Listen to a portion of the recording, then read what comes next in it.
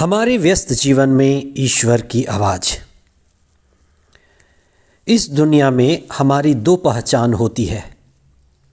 एक है हमारी सीमित पहचान और एक है हमारी असीमित पहचान।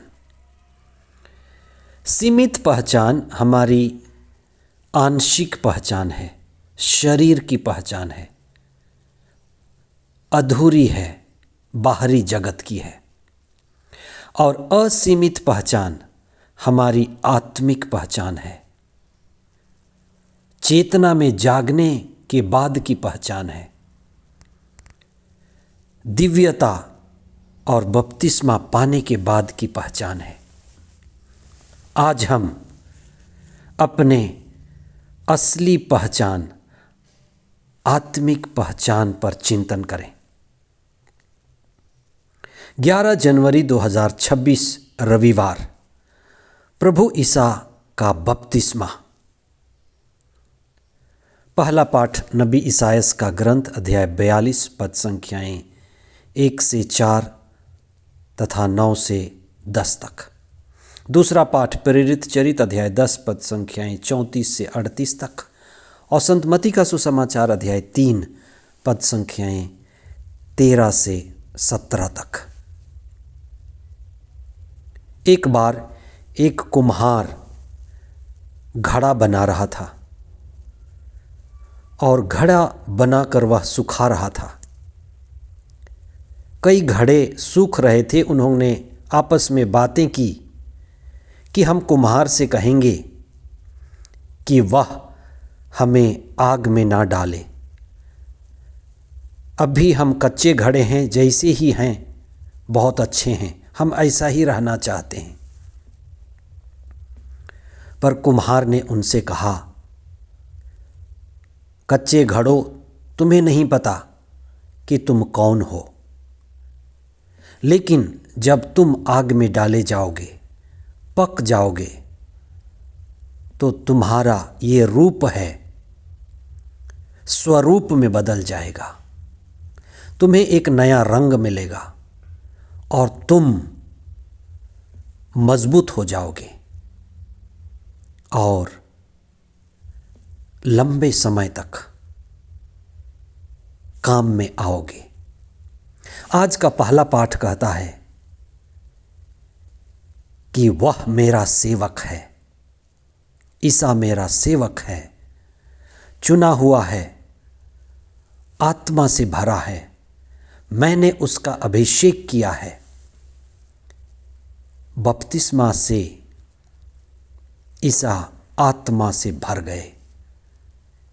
वे संसार में प्रकाश बनकर, प्रज्ञा बनकर, मुक्ति के स्रोत बनकर आए। संसार में लोगों के लिए मुक्ति का मार्ग बने। उनका ज्ञान, उनकी शिक्षा संसार के लिए ज्योति बनी और ये ज्योति मुक्ति का माध्यम बनी। आज के दूसरे पाठ में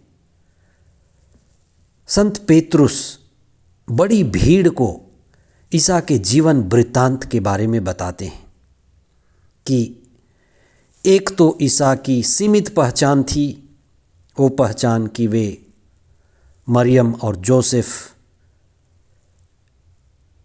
के घर में बड़े हुए, नाज़रेत में बड़े हुए। लेकिन जो बात उन्होंने कही कि ईसा को बपतिस्मा मिला और उस बपतिस्मा में उन्हें पवित्र आत्मा मिला, ईश्वर का अभिषेक मिला और वे अभिषिक्त होकर ईश्वर के राज्य की घोषणा किए, ईश्वर का राज्य हमारे बीच लाए और हमें स्वर्ग के नागरिक बनाए। इसलिए ईसा स्वर्ग का राज्य लेकर आए और पवित्र आत्मा हमें प्रदान किया और हमें ईश्वर के राज्य से जोड़े। आज के सुसमाचार में हम बपतिस्मा के असली अर्थ को समझ पाते हैं। बपतिस्मा एक संस्कार है। संस्कार के बारे हमने पढ़ा है, सुना है, इसको हम समझें। बाहरी चिन्ह और भीतरी कृपा। संस्कार के द्वारा हमें भीतरी कृपा मिलती है और बाहर में हमें कुछ चिन्ह दिखाई देते हैं। ईसा का बपतिस्मा के लिए लाइन में खड़े होना, अपने वस्त्र को उतारना, नदी में उतरना उनकी विनम्रता का पहचान है। वह पापियों के लिए था, लेकिन ईसा एक क्रांति लाना चाहते थे, बपतिस्मा की क्रांति। बाहरी सांसारिक शारीरिक पहचान को मिटाने की क्रांति, अर्ध सत्य को मिटाने की क्रांति और बपतिस्मा की क्रांति, आत्मा की क्रांति लाना चाहते थे, असली पहचान की क्रांति। इसलिए यूहन्ना बपतिस्ता ने उनसे कहा कि आपको बपतिस्मा की ज़रूरत नहीं है, पर ईसा ने कहा ऐसा ही होने दीजिए, क्योंकि मैं बपतिस्मा की क्रांति लाना चाहता हूँ। और वे विनम्रता पूर्वक बपतिस्मा ग्रहण किए। बपतिस्मा का असली अर्थ होता है बुरे बीज को, जंगली बीज को, बुराई को उखाड़ना और अच्छाई को रोपना। यूहन्ना बपतिस्ता कहते हैं कि आप में तो बुराई नहीं है, पर विनम्र बनना, खुद को मिटाना, जो उन्होंने क्रूस पर किया वह बपतिस्मा से ही शुरू हुआ। ईसा का बपतिस्मा उनके शून्यता को प्रकट करता है, विनम्रता को प्रकट करता है, उनके अहंकार को टूटने को प्रकट करता है। और कोई भी व्यक्ति जैसे ईसा भी बपतिस्मा ग्रहण करते हैं तो उनकी विनम्रता में, शून्यता में, अहंकार के मिटने में स्वर्ग खुल जाता है। हर व्यक्ति के लिए ऐसा होता है। जब हमारा अहंकार मिटता है तो ईश्वर की आवाज़ सुनाई देती है और पवित्र आत्मा हमें मिलता है।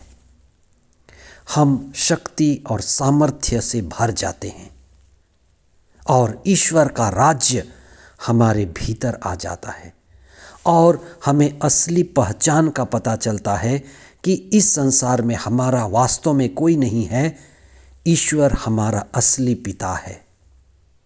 और जो ईसा के जीवन में हुआ वही हमारे जीवन में भी होता है।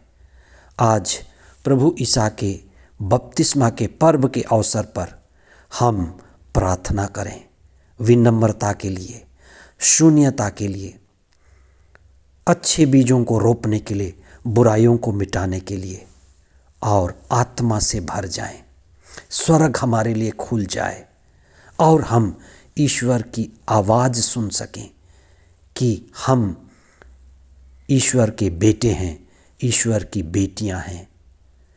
प्रभु ईसा के बपतिस्मा के विशेष दिन आपको, आपके परिवार को, आपके आध्यात्मिक जीवन को आशीर्वाद मिले। आमीन।